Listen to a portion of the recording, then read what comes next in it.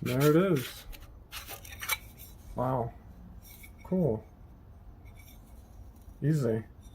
Hey, Craig here. So in this video we're going to be making the upper portion, the punch portion of the blanking die set. Right? Okay, we're moving on to the punch. I've already squared off and sized up the stock like before and set my zeros on the top center here.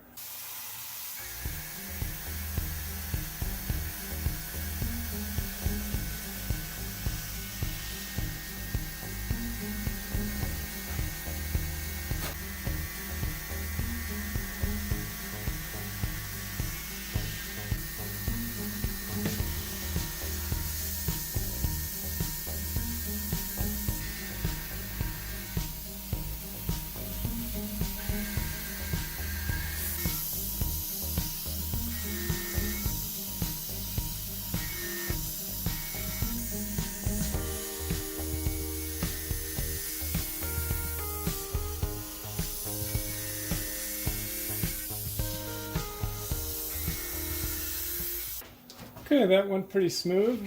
Now we're going to do the finish pass. This is a 2D contour.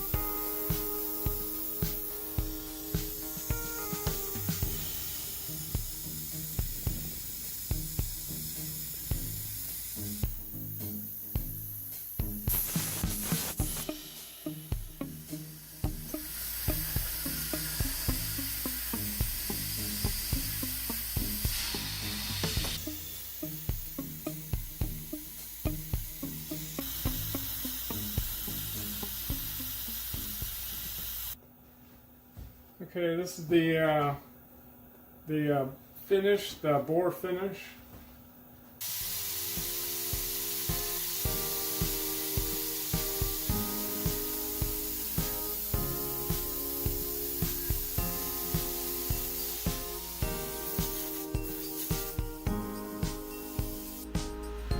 Almost, but not quite.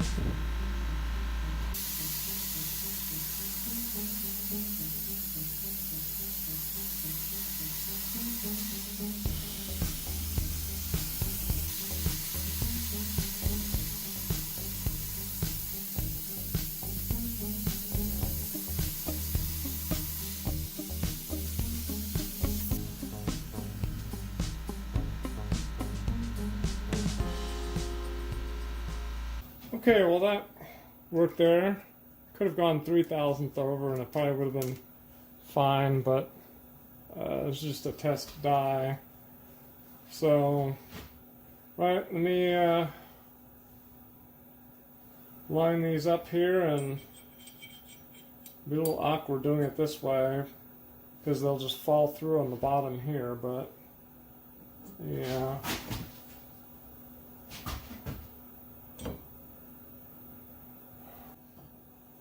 Looks like the alignment of the pins is perfect. But I think that edge in here, this edge right here, is messing it up. That's what's stopping it. So I'm going to have to remove that somehow. Oh, you know, I'm just going to use a file on there on the bottom part of it, which doesn't really matter that much. Just the top edge is the important part. Next time I do this, I think I need to cut the initial part, this 1/8 inch, a little deeper, and then when I cut it from the other side, it'll cut past that. And then I won't have that lip there. I should have done that. Alright.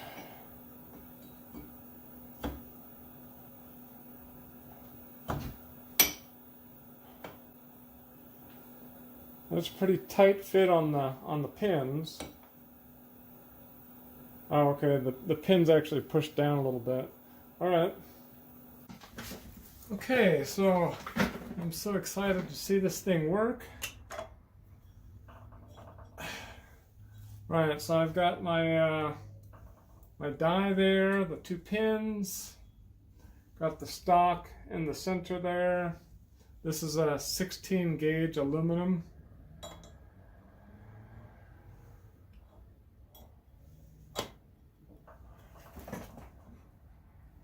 Alright, got the punch set up. I'm going to use a couple of steel blocks on top of that. Now this should only require 16 tons. I didn't actually mark the center here. Let's see how this works. This should only require 9 tons of pressure for this aluminum. I think it's, I don't remember what it was for 16 gauge steel, maybe 18 or something. It's kind of pushing the limits of this is a 20-ton Harbor Freight press. I'm going to try to get this in the center as best as possible. If I don't have it in exactly the middle, it may try to start binding on the pins. So, okay, well here goes. See what happens.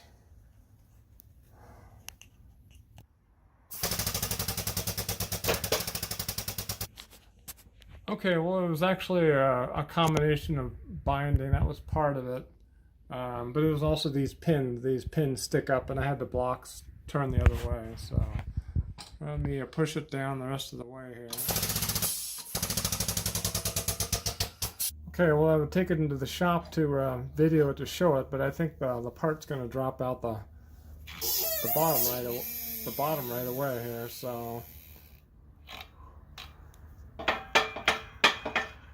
okay, lift this off. There's the material, and there's the part down below.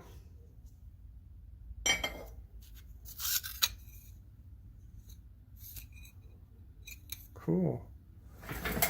And actually this would normally be done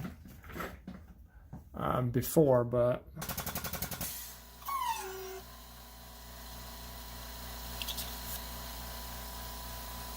okay, we're going to try 16 gauge steel here. I'm not sure if this is going to work because it's so close to the tonnage of the mill, but of the press here, but we'll give it a try and see what happens.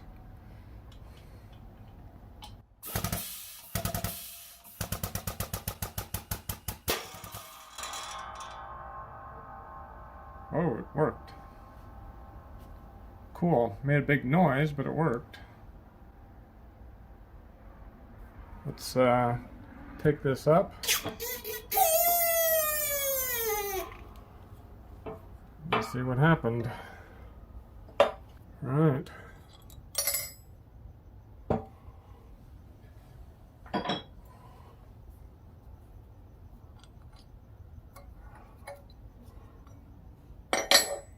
There it is. Wow. Cool. Easy. Okay, well that was actually easier than I thought. I was actually more successful than I thought it would be. Actually one thing I did learn is when you're blanking, the burr is actually on the top side. When you're piercing, it's on the bottom side. So I guess it doesn't really matter. I'm going to be deburring that anyways. The burr on that is actually very little. You could barely feel it, so that's actually easier than machine. This side requires no deburring, so the deburring process is going to be much easier doing this. All right, cool. Well, I'm not gonna. You can see the material, leftover material is on there, but. I'm not going to remove them. This is just a temporary die. Okay, so the next step is to move on to the actual die set. The die set is actually the top plate and the bottom plate And these actually, things like this are actually going to mount into the die set. I mean, I guess the whole thing is a die set, but I'm going to be making a interchangeable system where I can actually have different sizes of punches and dies that mount into it. Now, I checked the prices of these die sets. They're actually upwards of $5,000, $8,000, $10,000 for a die set.